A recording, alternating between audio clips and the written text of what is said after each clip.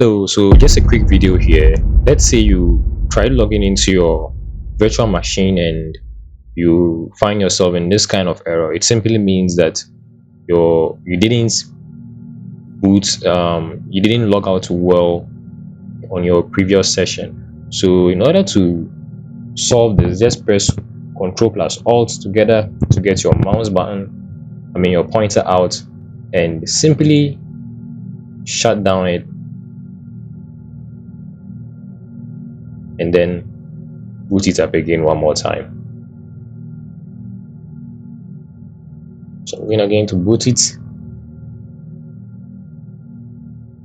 and hopefully it doesn't run back into that error.